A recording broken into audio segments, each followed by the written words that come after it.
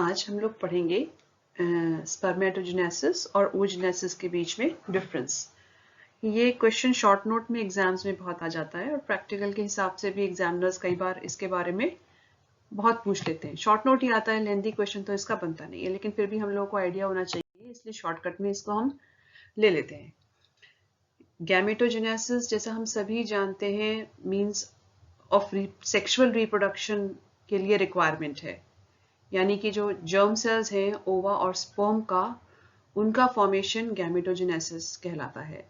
और जो सबसे इंपॉर्टेंट स्टेप है इस गैमेटोजेनेसिस में वो है मियोसिस, यानी नंबर ऑफ क्रोमोसोम्स का आधा होना। हमारी सारी सेल्स में डिप्लॉयड नंबर ऑफ क्रोमोसोम्स है, और अगर डिप्लॉयड ही डिप्लॉयड से फ्यूज कर जाएगा तो नंबर ऑफ क्रोमोसोम्स टेट्राप्लॉयड हो जाएगा 4n।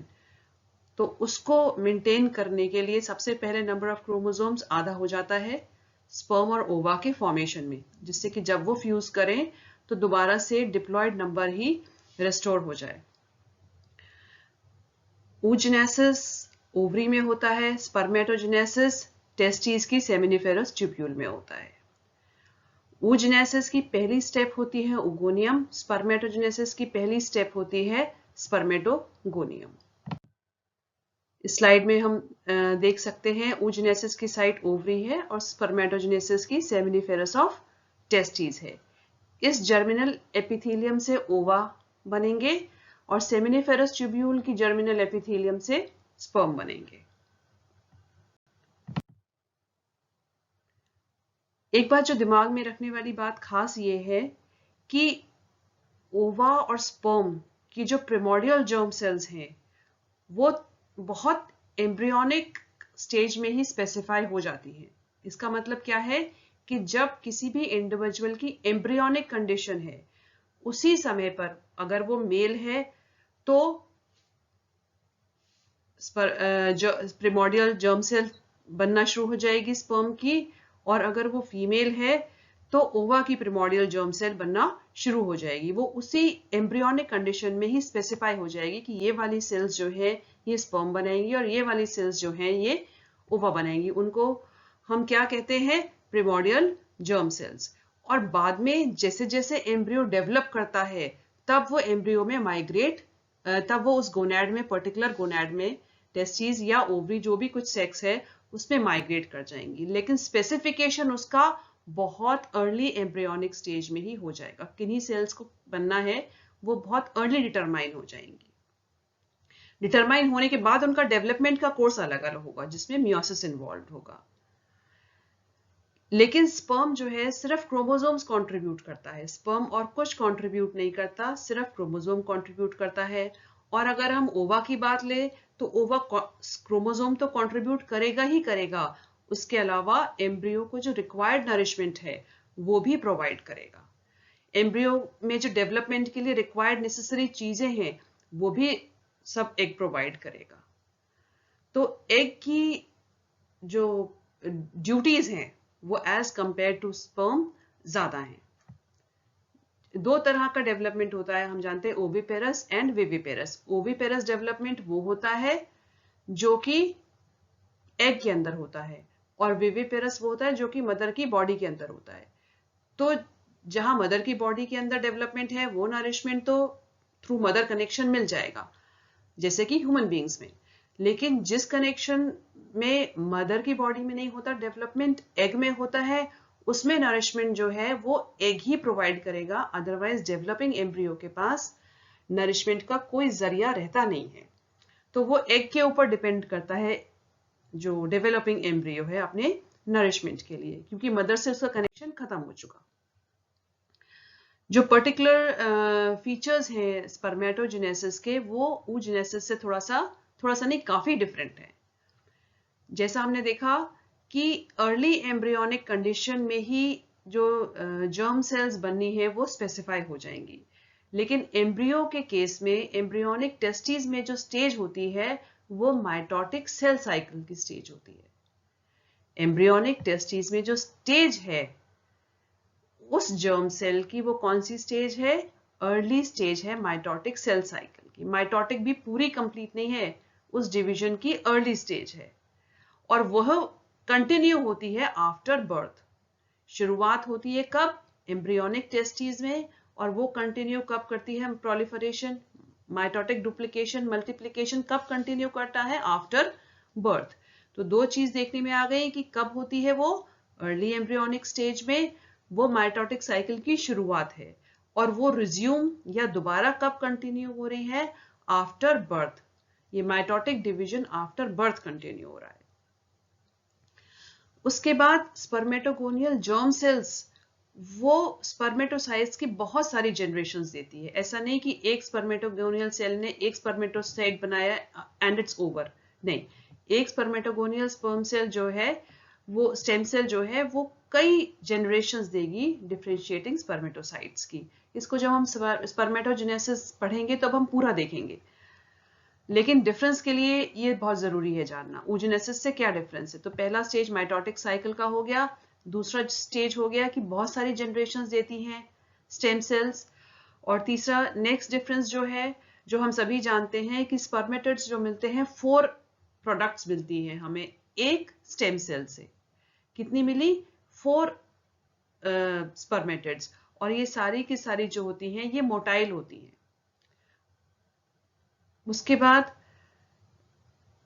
नंबर ऑफ स्पर्म्स, वो थ्रू आउट लाइफ प्रोड्यूस होता है। कोई ऐसा नहीं है कि किसी एक मेल की लाइफ में इतने ही स्पर्म प्रोड्यूस होंगे, ऐसा कुछ नहीं है। थ्रू आउट लाइफ ये प्रोसेस चलता रहता है, तो इसलिए हम कह सकते हैं कि फिक्स्ड नंबर नहीं है स्पर्म फॉर्मेशन का। तो 4 डिफरेंसेस हो गए। पहला स्टेज हो गया कि बिफोर बर्थ एम्ब्रियोनिक टेस्टिस में माइटोटिक सेल साइकिल है, जो कि कंटिन्यू हुई आफ्टर बर्थ। दूसरा हो गया कि बहुत सारी जनरेशन स्पर्मेटोसाइट्स की मिलती हैं स्टेम सेल से। अगला हो गया कि 4 मोटाइल स्पर्म्स मिलेंगे एक स्पर्मेटोसाइट से, स्टेम सेल से। और अगला क्या हो गया कि sperm production through out life चलता है, एक लिमिटेड पीरियड के लिए नहीं है, नंबर ऑफ स्पर्म्स लिमिटेड नहीं है, थ्रू आउट लाइफ है। अब नेक्स्ट हम देखते हैं oogenesis से क्या डिफरेंस है। इसमें थोड़ा सा हम डायग्राम में अगर देखते हैं, स्पर्मेटोजेनेसिस के ही डायग्राम को भी अगर देख लेते हैं, जो हमने अभी बात करी है वो सारी, कि स्पर्मेटोजेनेसिस में प्रिमोर्डियल जर्म सेल का मल्टीप्लिकेशन हो रहा है, यानी माइटोसिस, और वो रुक गई है G1 स्टेज पर, और वो फिर कब दोबारा से शुरू हुई है? After birth.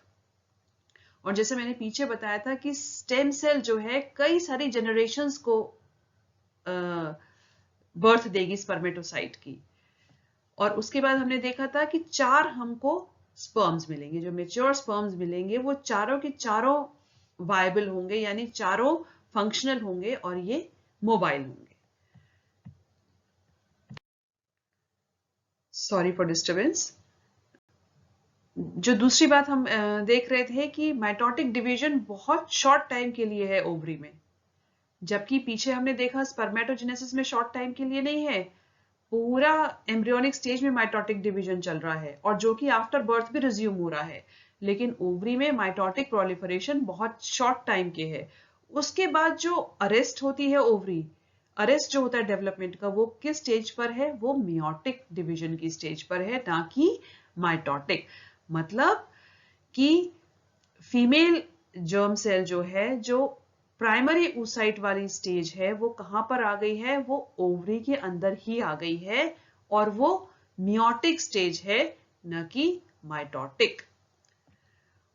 इसके बाद में जब वो मियोसिस एंटर कर जाएगा, तब फिर माइटोटिक डिवीजन यानी डुप्लीकेशन यानी कि प्रोलिफरेशन, वो फिर फर्दर नहीं होगा। तो एक बार में जितने oocytes बनने हैं वो एक बार में ही बन गए हैं, उसके बाद उसमें चेंज नहीं आता। लगभग 6 मिलियन के करीब ओरिजिनली oocytes बनते हैं, लेकिन वो डिजेनरेट होते रहते हैं, और प्यूबर्टी के आने तक सिर्फ 40,000 रह जाते हैं। एम्ब्रियोनिक कंडीशन में कितने होंगे? 6 मिलियन। उसके बाद एम्ब्रियोनिक कंडीशन में ही उनका नंबर कम होता जाएगा 2 मिलियन तक, लेकिन उसके बाद आफ्टर बर्थ और कम हो जाएगा, और जब वो 13-14 साल प्यूबर्टी वाली एज आएगी, उसमें सिर्फ नंबर रह जाएगा 40,000। और इस 40,000 में भी जो मेच्योर होंगे पूरी लाइफ स्पैन में फीमेल के, वो कितने होंगे? सिर्फ 400। इसमें से भी सारे के सारे डेवलप नहीं होंगे, ओनली 400 एग्स मेच्योर होते हैं पूरी फीमेल की लाइफ रिप्रोडक्टिव लाइफ साइकिल में। जो अभी सस्पेंशन की बात करी कि प्राइमरी oocytes अरेस्ट हो जाते हैं, वो डिफरेंट एनिमल्स में डिफरेंट ड्यूरेशन है अरेस्ट होने का। जैसे ह्यूमन बींग्स में 13 इयर्स तक अरेस्ट होंगे, माइस के केस में just for a few months ही वो ये जो प्राइमरी oocyte की अरेस्ट वाली स्टेज है वो फ्यू मंथ्स होगी माइस के केस में। फ्रॉग के केस में रहेगी 3 इयर्स। तो ये डिपेंड करता है एनिमल टू एनिमल, ये वेरी करता रहता है। उसके बाद जो ग्रोथ है वो फीमेल oocyte की कब होगी, जब प्यूबर्टी आ जाएगी तब। और कितना टाइम वो ग्रोथ होती है, 1000 टाइम्स तक भी वो ग्रोथ हो जाती है। किसकी, oocyte की। और जो मियोसिस कंप्लीशन है वो कब कंप्लीट हो रहा है, जब फर्टिलाइजेशन होगा उस टाइम पर। तो जो पूरी साइकिल है oogenesis की पूरी साइकिल, वो शुरुआत कहां होगी, इन द एम्ब्रियोनिक स्टेज, और कंप्लीट कहां होगी, at the time of fertilization. पूरी साइकिल जाकर जब फर्टिलाइजेशन होगा तब कंप्लीट होगी। अगर फर्टिलाइजेशन नहीं होता है तो वो इनकम्प्लीट ही रह जाती है, साइकिल कंप्लीट नहीं होती। ये सिर्फ आप डिफरेंस देखने के पॉइंट ऑफ व्यू से 4-5 चीजें अभी समझ लीजिए। पहला कि एक बार जितनी सेल्स माइटोटिकली डिवाइड हो गई हैं एम्ब्रियोनिक कंडीशन में, वो उतनी ही रहती हैं, वो बढ़ती नहीं है। दूसरा, माइटोटिक डिवीजन जो है शॉर्ट टाइम अकरेंस के लिए होता है, सिर्फ एम्ब्रियोनिक कंडीशन में ही। उसके बाद जब एम्ब्रियो है तभी वो मियोटिक स्टेज में एंटर कर जाएगा, और वहां पर जो अरेस्ट हो रहा है वो फर्स्ट प्रोफेज स्टेज में अरेस्ट हो रहा है, उसका डेवलपमेंट, oocyte का डेवलपमेंट। उसके बाद वो रिज्यूम कब होता है, जब प्यूबर्टी आती है तब वो रिज्यूम होता है। नंबर ऑफ oocyte 6 मिलियन तक oocyte बनते हैं एम्ब्रियोनिक कंडीशन में, जो कि प्यूबर्टी आने पर डिजेनरेट होते रहते हैं, और जब प्यूबर्टी आती है तो लगभग 40,000 रह जाते हैं। और पूरी रिप्रोडक्टिव साइकिल में सिर्फ 400 मेच्योर ओवा बनते हैं किसी भी फीमेल की रिप्रोडक्टिव लाइफ साइकिल के अंदर।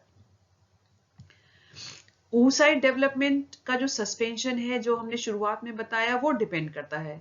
माइस के केस में वो कुछ महीने का होता है, और ह्यूमन बींग्स के केस में 13 साल या 14 साल तक का होता है। फिर दूसरी बात हमने ग्रोथ की पढ़ी थी, जो कि बहुत इंपॉर्टेंट इसमें है एग डेवलपमेंट में, कि oocyte का डिवीजन के बाद oocyte का ग्रोथ बहुत मैसिव होता है, 1000 टाइम्स तक ग्रोथ ज्यादा हो जाता है। और अगला पढ़ा था हमने कि जो कंप्लीशन होता है पूरे मियोटिक साइकिल का, वो फर्टिलाइजेशन के टाइम पर कंप्लीट होता है। इस डायग्राम में अगर हम देखते हैं कि ये प्रिमोर्डियल जर्म सेल है जो माइटोटिकली डिवाइड करती है, और अब एम्ब्रियोनिक कंडीशन में यानी प्राइमरी oocyte की कंडीशन में ही ये मियोसिस की स्टेज है, और ये अरेस्ट हो गई है। और ये मियोसिस कब रिज्यूम हुई है, जब एडल्ट यानी प्यूबर्टी के टाइम पर। पीछे आपने स्पर्मेटोजेनेसिस में देखा था, यहां लिखा था एट बर्थ, यहां लिखा है एडल्ट, तो ये एक डिफरेंस है। फिर यहां पर स्पर्मेटोजेनेसिस में हमने देखा था कि स्पर्मेटोगोनिया स्पर्म सेल का रिवर्स एरो था, और एक सेल वो बना रहे थे और एक रिवर्स एरो था। मतलब वो रिवर्स एरो का मतलब क्या था कि वो कई जनरेशंस देगी स्टेम सेल। यहां पर वो चीज नहीं है, यहां पर एक सेल है, वही फर्दर वही फर्दर वही फर्दर चेंज हो रही है। फिर उसके बाद हमने क्या देखा था, स्पर्मेटोजेनेसिस के केस में हमने 4 हेप्लॉइड सेल्स देखी थी, यहाँ पर 4 स्पर्मेटेड यहाँ पर देखे थे।